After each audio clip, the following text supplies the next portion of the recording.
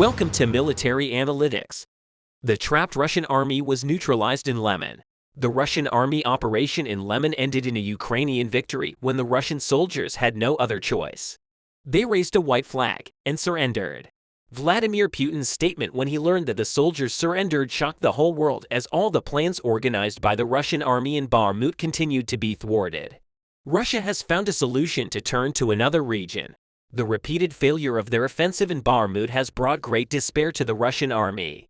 For this reason, the Russian army found the solution to turn its routes to the Lemon region. Having captured this region before, Russia thought that it would be easier to gain control of this city. This region had already been captured by Russia in the first days of the war, but the heroic Ukrainian army, with its clever plans and great determination, managed to reassert its dominance in this region. Arriving in the Lemon region with a large army, Ukraine left the Russian soldiers no choice but to give up. The Russian army was sending threatening missiles to this region, just like all the regions it had lost. But the Ukrainian army's high-level air defense systems were able to repel all incoming attacks. After all these threats, the Russian army, which mobilized for a real attack, left this conflict with defeat. Ukraine, which has made great efforts to hold the city of Lemon since the day it recaptured it, has maximized security in the region. Lima, one of the cities in the Donetsk region, was an important location for the entire region to be retaken. Russia, aware of the strategic importance of Lemon, decided to attack the region once again. It did not take long for the Ukrainian army to become aware of these plans of Russia with its advanced intelligence system. The Ukrainian army, which learned about the details of this operation, learned that the troops coming from Russia were quite crowded when Ukrainian soldiers realized that their own soldiers were insufficient in this region. They requested soldiers from nearby regions, but before the soldiers and ammunition prepared upon their request could reach the region, Russian troops entered Lemon. Ukrainian troops were trying to fight back with all their might. Although the Ukrainian army was inadequate in terms of the number of troops in this region, it was extremely strong in terms of ammunition.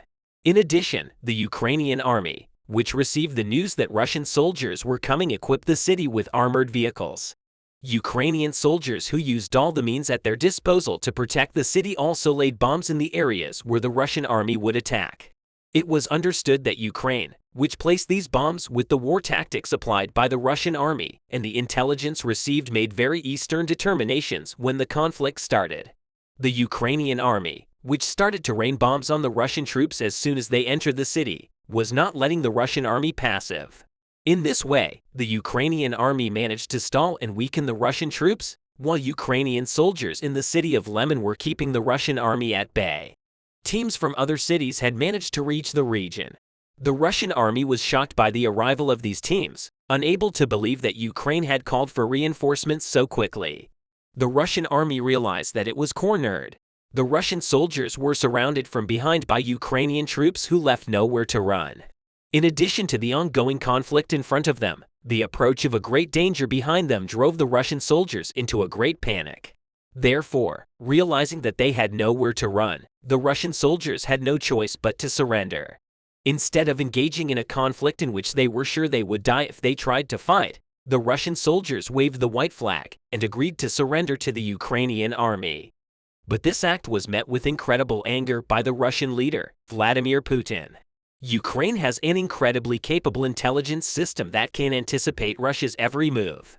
However, it is known that the Russian intelligence system cannot provide the same capabilities to the Russian army. The commanders, who are quite overwhelmed by this, complain that every plan they make explodes in their hands. In this latest operation, it is seen that the commander at the head of the operation failed for this reason. In response to Vladimir Putin's heavy accusations against him, the Russian commander's statements shook the agenda. The Russian commander explained that no news could be delivered to them, and that the Russian army always started the conflict one step behind.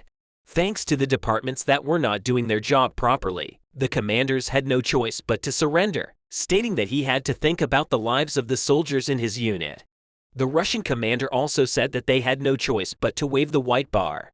But the Russian commander believes that this surrender is actually the fault of the Russian government, which is incapable of providing for the needs of the army. The Russian government, which had failed to provide the army with the means to emerge victorious from the battles they had felt, had no right to blame the soldiers for the defeats they had suffered. But the Russian government is determined not to take this responsibility. The fact that the intelligence systems of the Russian army, which is known to be short of ammunition and soldiers, are also inadequate, has revealed the difficult situation the army is in. Since the beginning of the war, the statements of soldiers who surrendered or were captured attract attention. Although Vladimir Putin denies these statements at every opportunity, the reality of these statements began to emerge with the prolongation of the war. Especially the opposition parties in Russia are known to support these statements. Recently, an operation organized by Ukraine caused great losses in Russia.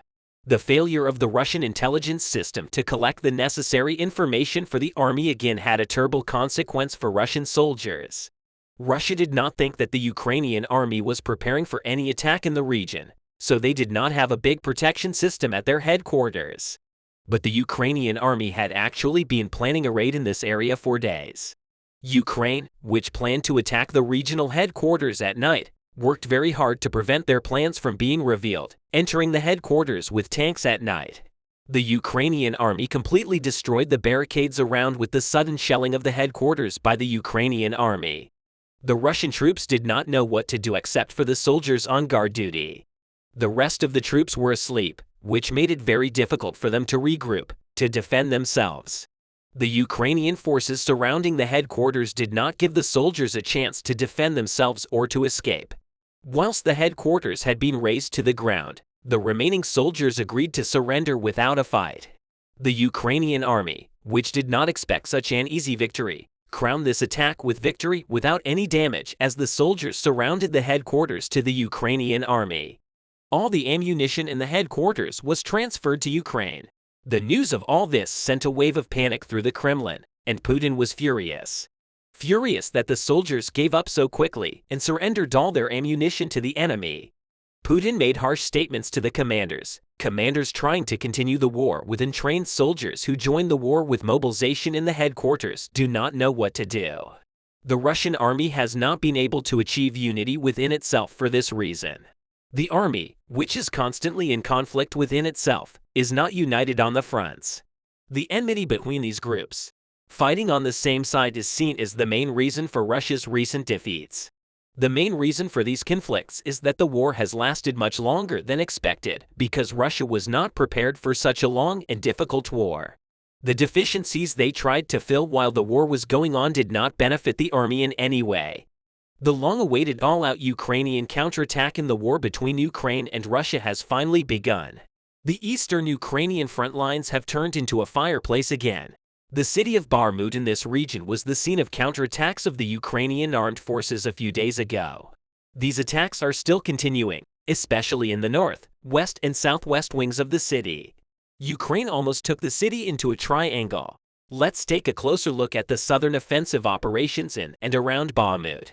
The turning point in Bakhmut was when the Wagner leader, Yevgeny Prigozhin, threatened to withdraw his troops. Prigozhin had threatened Russian leader Vladimir Putin and Russian Defense Minister Sergei Shoigu for more supplies and military ammunition. Shortly thereafter, the Wagner leader provided the ammunition and extra supplies he wanted for his troops. But during this critical period of bargaining between the Wagner Group and the Russian administration, the Ukrainian forces were making serious military preparations on the Bakhmut front line. Prigozhin even shared this situation with Russian officials, especially Putin. And the Ministry of Defense of Ukraine confirmed the statements of the Wagner leader. Russia's incredible period of complacency had perhaps given the Ukrainian forces a historic chance because the Ukrainian attacks, which the whole world was waiting for, started the previous day in Bakhmut. The Ukrainian armed forces launched striking offensive operations from the western and southwestern part of the city of Bakhmut in Kleshel, southwest of Bakhmut. The Ukrainian Border Guard Service and the Rubbish Brigade, one of the components of the Assault Guard, conducted a mind-blowing offensive operation. Using the striking footage of this joint offensive operation by the Ukrainian forces was watched by millions of social media users. Everyone has been waiting for this moment, not only the Ukrainians, but also Western Europe and Kiev. Allies such as the US were locked into this moment where military aid would now work. Footage from Khrushchevka showed the presence of controversial symbols on armored vehicles of Ukrainian troops, namely the Balkan crude sign used as an identification mark by the Wehrmacht during World War II. So the Ukrainians were sending a very subtle message to the Russian troops after the dramatic Ukrainian attacks there. The 4th Motor Rifle Brigade and the 374th Motor Rifle Brigade units, Wagner PMC fighters, were also forced to leave Khrushchevka, while the Ukrainian armed forces were chasing Russian soldiers from Kazivka. Putin's troops headed east of Bogdanovka to leave the area. As a result of the massive Bakhmut operation launched by the Ukrainian forces, units of the 4th Motor Rifle Brigade of the Russian Armed Forces also left the area southwest of Ivanovsky with an area of up to 3.5 kilometers. As we mentioned to you in the video, the Ukrainian army almost took the Russians into a triangle in and around Bakhmut. Another region that formed the triangle, that is another axis of attack of the Ukrainians, was Yagodnoye, located on the northern line of Bakhmut. The Ukrainian border guards launched a historic offense in this area with M70 rocket launchers and multiple missile launchers. After this offensive operation, Russian troops began to withdraw from these areas on the northern line of Bakhmut. The final offensive axis of this great offensive operation plan of the Ukrainian armed forces in Bakhmut was the western wing of the city, where mostly logistics routes were located. Here we see the Ukrainians using an ingenious war tactic. Looking at the geo-corrected topographic map, we see that the Ukrainian forces first launched their offensive operations from Kaliska, southwest of Bakhmut. After this area, the Ukrainian armed forces turned their route to the north of the city. Here, however, was Yagodnoye. It was at this very point that Bakhmut was besieged by the Ukrainians on both its southern and northern flanks. The beginning of the pressure of the Ukrainian forces on Bakhmut was supported by the Ukrainian assault troops coming from the western flank of the city. That is, the Ukrainians were providing reinforcements and equipment from the west of Bakhmut to constantly keep the offensive operations in Khrushchevka and Yagodnoye fresh. The existence of connection roads such as Kremova in the northwest direction of Bakhmut and Ivanovsky in the southwest direction provided serious military resources to the Ukrainian troops. When we examine this mind-blowing attack plan of the Ukrainian armed forces in this way, it comes to mind that this great offensive operation in Bakhmut was planned long before. The critical point here was the serious discussions between the Wagner Group and the Russian administration and Russian military officials. So how was the reaction from the Russian side after these historical successes? Says of the Ukrainian forces. Kremlin spokesman Dmitry Peskov admitted in a published interview that the Bakhmut battle in eastern Ukraine was very difficult. Yes, these statements were a confirmation of the achievements of the Ukrainian troops, because even the Kremlin was in shock as a result of the counterattacks of the Ukrainian forces. Although Kremlin official Peskov admitted that the situation was difficult, he claimed that their resistance continued to hide the failure of the Russian army in Bakhmut. But when Peskov was asked how the Russian army was doing against this historic offensive by the Ukrainian forces in Bakhmut, the Kremlin spokesman exercised his right to remain silent. He suggested that it would not be right to give too much detail on this issue. You see, Peskov was aware of the critical situation in Bakhmut that he wanted to hide, but he thought that sharing it with the press would affect the Russian troops on the front lines. There were striking evaluations from the Kremlin as well as from international sources about the Bakhmut achievements of the Ukrainians, which is currently the most talked about topic on the agenda. The Institute for War Studies, a Washington, D.C. of Columbia-based think tank, reported in a published assessment that Ukrainian forces likely crossed some Russian lines in counterattacks near Bakhmut. The Russian armed forces thought that there would be no more attacks after the Ukrainian offensive southwest of Bakhmut because Putin's troops left these areas and the Ukrainians managed to seize positions from Bakhmut. In addition, the commander of the Eastern Forces Group of Ukraine, Colonel General Oleksandr Skirsky, also expressed his views on this situation. Kursk announced that Russian forces had withdrawn 2 kilometers behind Russian lines in obscure sectors of the Bakhmut front. These statements were the biggest and most concrete proof that the military support of Western Europe, the USA, and other countries of the world to the Ukrainian army is working because the armed forces of Ukraine received weapons equivalent to half of the Russian military budget to launch a massive counterattack. And even the Ukrainian army has not used some of the weapons they bought from their allies on the battlefield. This was due to the possibility of Russian troops launching a mobilized counterattack for retaliatory plans. In other words, the Ukrainians want not to give the Russian forces a chance with a fresh inventory in a possible counterattack by the Russians. The Kiev administration is expected to continue this massive offensive as most of the war tanks and other military equipment of the West and the US have reached the Ukrainian army. With such a successful rhythm, the Ukrainians do not want to leave their offensive positions. Success in Bakhmut also positively affect the soldiers in the Ukrainian army psychologically. In summary, the work of the Ukrainian army becomes much easier thanks to all these plus details. Today there is a lot of good news from the Obama direction here. Ukrainians leveraged their newly gained territories on Bakhmut's northern flank and increased the scale of the operation even more after Ukrainians saw how Russian troops from the 9th Motorized Rifle Brigade started to abandon their positions. It was decided to maintain the momentum and push along the lake due to the problems with communication. Some Russian detachments did not understand what was going on and still defended their trenches in front of the Homovorod, even though they were already virtually surrounded. Ukrainians reinforced this region with mortar crews and unleashed devastating fire on the Romanian Russian troops due to the density of the coverage of this isolated strongpoints. Russian soldiers were quickly eliminated and the Homovorod was completely unblocked. After a quick regrouping, Ukrainians opened two lines of attack north of the lake and south of the lake. When it comes to the northern attack, Ukrainians rolled out their tank and undermined the Russian defense with rapid fire, while an armored fighting vehicle brought the Ukrainian assault unit closer to the enemy positions. As a result, Russian troops were eliminated and the positions became under Ukrainian control. When it comes to the sudden attack, Ukrainians almost reached the settlement of Barayevo with little resistance. Several hours later, Russian forces attempted to make a counterattack and used 2 trucks to deliver several assault units to the tree line. However, Ukrainians immediately responded with artillery fire, and Russian soldiers ran away before the Ukrainians even managed to correct their fire, so they didn't incur any losses.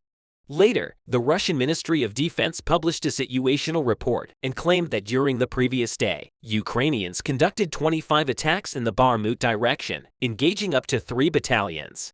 They claimed that all attacks were repelled. However, Russian forces still conducted a tactical retreat to better positions. In the evening, the head of the Wagner Group, Prigozhin, said that the Russian Ministry of Defense lied, and in reality, Ukrainians penetrated Russian defenses by multiple kilometers because their troops abandoned their positions, and that Ukrainians not only completely unblocked the main supply line, but also established control over the tactical heights. If you look at the topographic map, we can see that this is true. And now Ukrainians control positions that are more than 50 meters higher than Russian positions in Brivka and Bakhmut. And since attacking the lowlands is much easier, Ukrainians threaten to cut Bakhmut from the north in the near future.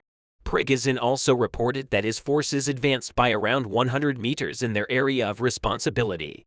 Ukrainian spokesman for the Eastern Group of Forces reported that over the last 3 days of active counterattacks, Ukrainians had freed 17.3 kilometers squared of the ground, excluding today's significant advances. Several hours ago, a fighter from the famous 93rd Mechanized Brigade reported that one of their rifle battalions had reinforced the home of origin, which clearly indicates further development of the counter-encirclement operation.